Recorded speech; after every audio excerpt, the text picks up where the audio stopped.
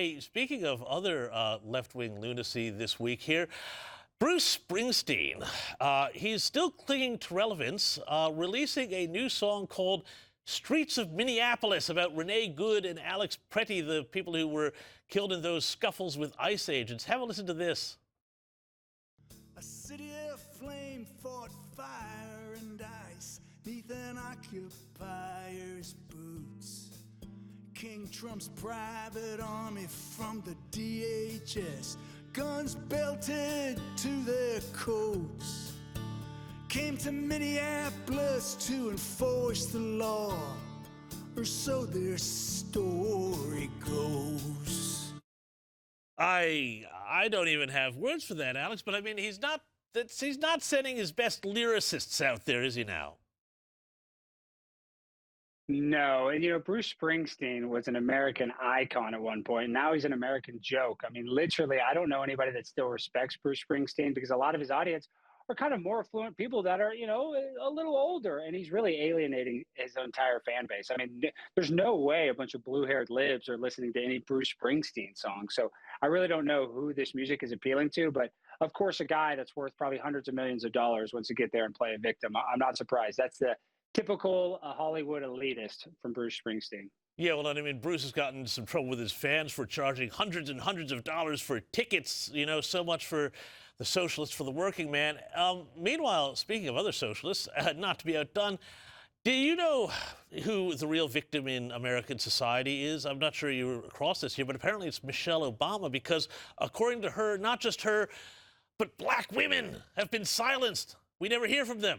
Have a listen. We don't articulate as Black women our pain because it's almost like nobody ever gave us permission to do that. Alex, Michelle Obama, I've never heard her do anything but complain her whole life. It seems like her whole life disproves her very thesis here. You're exactly right. And if you ask just your everyday average Black American, what did Obama do for Black people or Black culture? Literally nothing. He gave some people some free cell phones. So when she was in office as, the first lady, Obama didn't do anything. He ran on a bunch of empty promises like he was going to help the Black community. And we just proved that that was a false statement. So for her to keep going on and on and on, like Bruce Springsteen, she's a multi-millionaire playing a victim. And she's a Black woman that has a very loud voice. I mean, give me a break. So really and truly, Michelle Obama, she's a fraud, just like Springsteen.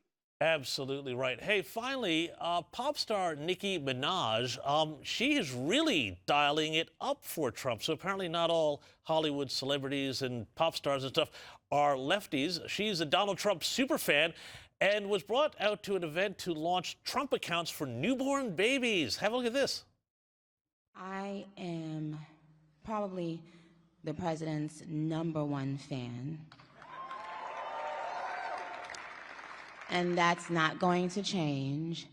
And the hate or what people have to say, it does not affect me at all. It actually motivates me to support him more. And it's going to motivate all of us to support him more. We're not going to let them get away with bullying him and, the smear campaigns. It's not going to work, okay? He has a lot of force behind him, and God is protecting him.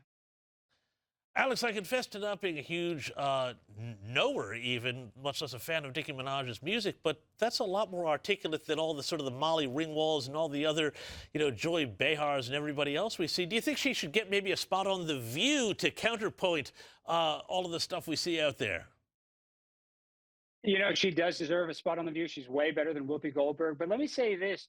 Every single rapper before Donald Trump was president used him in their lyrics. They all said that they wanted to be like Trump. Even Nelly, who, performed as his inauguration and basically got canceled. So, the Black community and especially the famous rappers like Nicki Minaj, they all loved Donald Trump before 2016. So at least she's being honest.